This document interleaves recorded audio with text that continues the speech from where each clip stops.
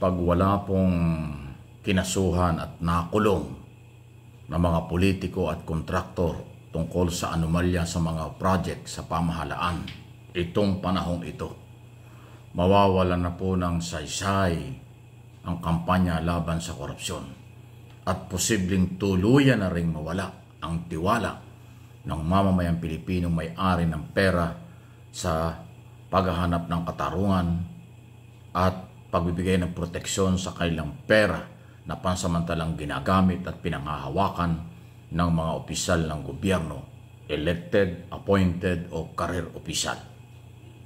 Mula sa Pangulo at hanggang sa lahat ng may kinalaman sa mga proyekto sa gobyerno.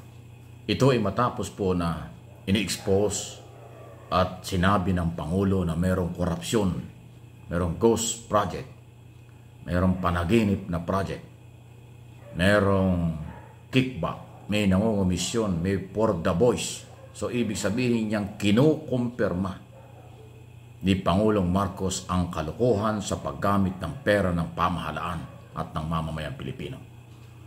Kaya dyan po sa nangyaring yan sa flood control project at iba pang proyekto ng gobyerno, inap na ang ebidensya na nawawala ang pera pero walang project. Kaya dapat may makulong, may kasuhan at makulong. Pag hindi nangyari ito, nakakawala na ho talaga ng pag-asa. Ako mismo, mawawalan din ng pag-asa sa mga opisyalis ng gobyernong magpatupad ng batas laban kahit kanino. No one is above the law. Ignorance of the law exercises no one, dahil mismong peoples of the Philippines na ang complainant dito sa korupsyong ito. Itong pag-amin po ng Pangulo, ito na yung pinakamalakas na ebidensya, pinakamalakas na basihan na merong anomalya ni nagsasamantala. Kasi first time po na mangyari ito na ang Pangulo ang nakakita, naging testigo, naging saksi sa kawalan ng proyekto kahit naglabas siya ng pondo. 545.6 billion, mahigit na kalahating bilyon, flood control project pa lang ito. Papaano yung marami pang proyektong Farm to Market Road, Skyway, National Highway, mga bridges at iba pang proyekto ng pamahalaan. Posibleng ganun din ang nangyari. So malaking bahagi ng pondo ng gobyernong binabayad na buwis ng taong bayan at inutang sa labas ng bansa na collateral ng mga Pilipino ay napupunta sa korupsyon. Sa ngayon, meron tayong 17 trilyong utang na sa kasalukuyan na posibleng tumaas pa sa darating na araw dahil mas malaki ang gastos ng gobyerno kaysa income. Ini-expose ko na ito ng isang araw. 16 billion pesos every day ang ating gastos. Pero 12 billion lang pala ang income. So meron deficit, may kakulangan na 4 billion every day. Kaya pala tayo ay talagang tuloy-tuloy ang pangungutang. Ngayon, kung gagamitin pa or kinukurakot pa yung natitirang perang yan, di lalong lalaki ang utang, lalong lalaki ang deficit. Yan ang matindi. Kaya talagang matinding political will ang ipairal ni Pangulong Marcos dito. Total, Mr. President, kayo ang nag-umpisa nito, ini-expose nyo ang katiwalian, ituloy-tuloy na po ninyo. Sabi mo at aming panghahawakan yan, kahit kaalyado, kung sangkot dito, magkakalimutan, pasensyahan.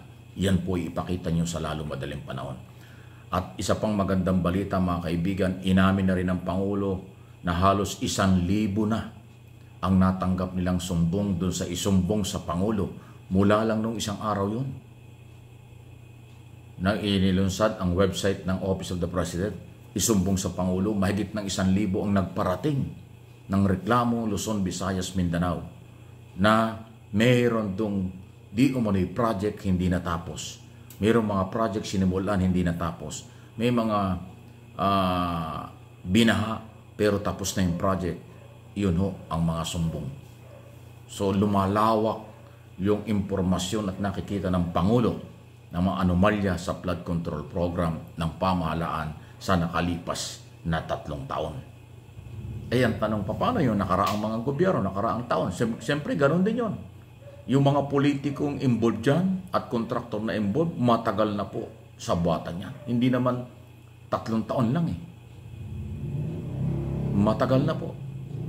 Kung totoo na ito si Escudero ay kaibigan o kontraktor na tumanggap ng 30 milyong donasyon ay noong 2022 pa yun.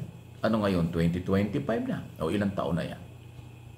At inamin din ng kontraktor na matagal na silang tumutulong sa mga politiko. Nagdo-donate sa mga politiko tuwing eleksyon. So, ibig sabihin, matagal lang ginagawa. Kaya this time, dahil na-expose na ito, Mr. President, utusan na po ninyo ang lahat ng ahensya ng pamahalaan. Department of Justice, Office of the Ombudsman kung kinakailangan, ay gumalaw na rin po. At kasuhan na. Identify na yung 15 kontraktor. Although sabi ng Senado, lalo ni Senador Ping Lacson na tumututol dyan sa korupsyon na yan, 67 kontraktor. So marami pang tinatagong kontraktor na hindi binibigay ang listahan ng Department of Public Works and Highway. Yun nga yung dahilan kung baka sinasabi kong dapat tanggalin na, dapat mag-resign na itong si Bunoan para hindi magkaroon ng whitewash sa investigasyon, para nahukay ang lahat ng dokumento kung ano-anong mga pangalan ng politiko at kontraktor na sangkot dyan sa napakalaking project na yan at kalahating trilyong pondo. Kasi bakit 15 lang kontraktor ang isinumiti sa Pangulo? Ay talaga namang hindi lang ganyang karami. Actually, 1,000 ang kontraktor sa buong Pilipinas. Pero hindi naman sila sabit yan. Siguro ilan lang yung garapal dahil protektado ng politiko. Garapal dahil baka dami ng politiko ang kanilang company. Kaya nga yung kontraktor, politiko, kontraktor, vice versa. Sila din yan. Kaya Mr. President, pakibilis lang po, kasuhan mo na, siguro naman identify na kung sino-sino ang lahat or more or less nasangkot dito. Kasi pag nakisawsaw dito ang Kongreso at Senado na investigasyon in aid of legislation, walang mangyayari. Magtatakipan lang yan. Tama yung sinabi ng iyong anak, Mr. President, na si Sandro Marcos, kinatawan ng unang distrito ng Ilocos. Ayaw niya na ang Kongreso ang mag-imbestiga dahil kasamahan niya sa Kongreso ang under investigation. Na mayroong posibleng kinalaman dito sa scam na ito, kurakot na ito, anomalyang ito sa flood control program ng kanyang ama, ng ating pamahalaan. Napakalupit nito. Pera ng mamamayan ito. Hindi ito pera ng gobyerno lang. Pera ng bawat Pilipino nagbabayad ng buwis.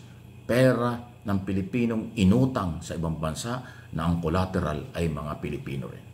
Mr. President, sana po ay may makulong at may mahatulan, mayroon hong papanagutin na malalaking tao, pribado man o sa gobyerno, dito ho sa garapal na korupsyong nangyayari sa kasalukuyan at mula noon hanggang ngayon nangyayari pa.